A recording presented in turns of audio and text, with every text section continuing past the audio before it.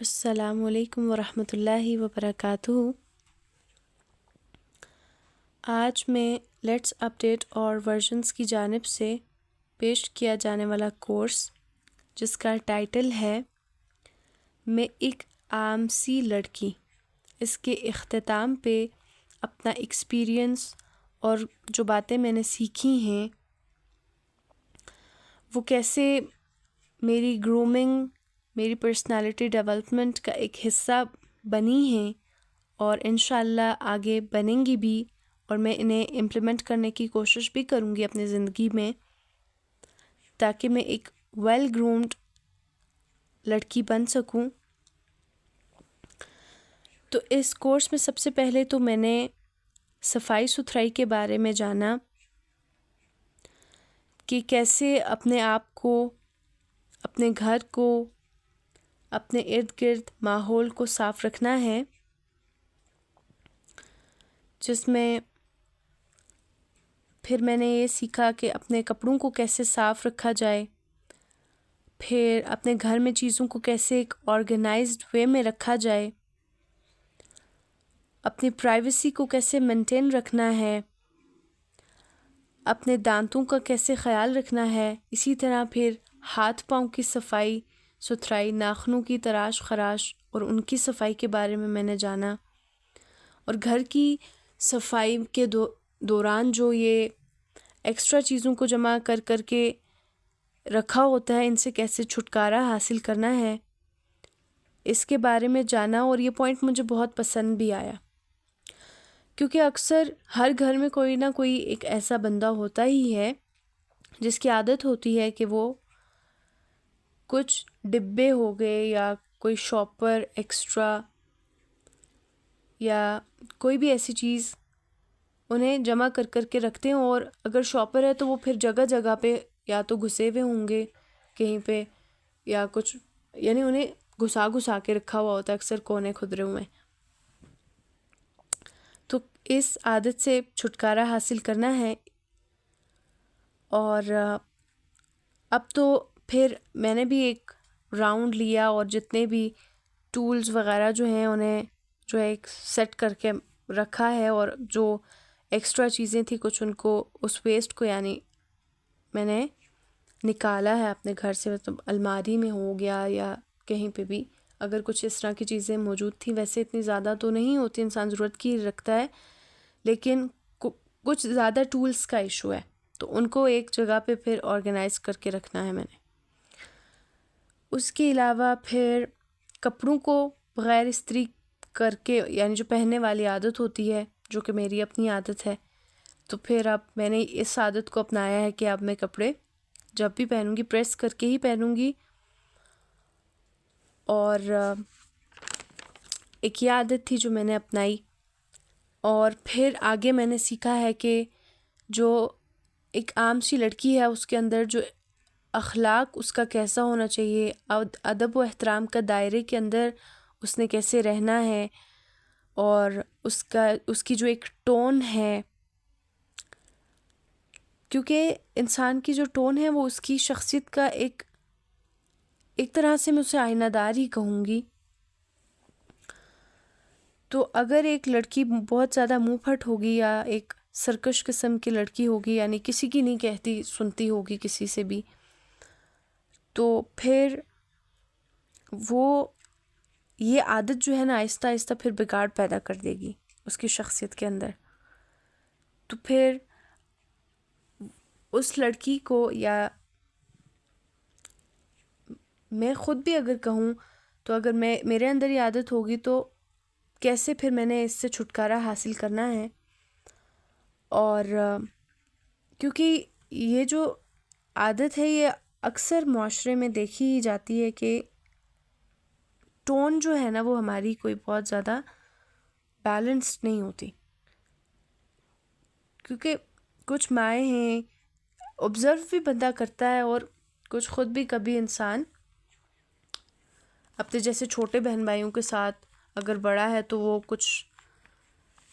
جیسے لڑائی جھگڑے ہوتے رہتے ہیں بہن بھائیوں کے یا کچھ اس طرح،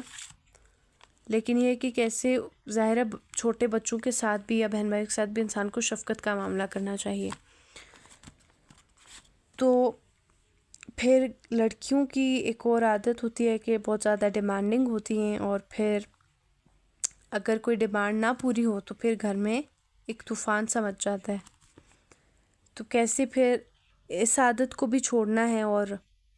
تھوڑا صبر کرنا ہے اور تحمل مزاجی کا مظاہرہ کرنا ہے،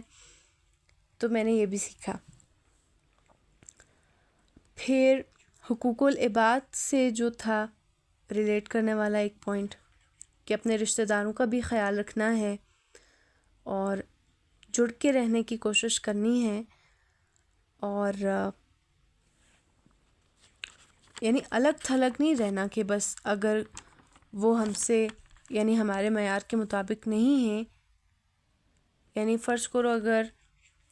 اچھے برے انسان تو ہر جگہ ہی ہیں، لیکن یہ نہیں کر دینا کہ وہ یہ سوچ کے بیٹھ جائیں کہ وہ برے ہیں یا کچھ، تو پھر یعنی ایک قطع تعلق ہی ہو جائے یا ایسے. تو اس چیز کو اوائڈ کرنا ہے اور گھل مل کر رہنے کی کوشش کرنی ہے، موقع دینا ہے. اور پھر میں نے یہ بھی سیکھا ہے کہ اپنے بہن بھائیوں کو اور اپنے ماں باپ کو، کیونکہ یہ اللہ تعالیٰ کی دی گئی نعمت ہیں اور ہمارے لیے گفٹ بھی ہیں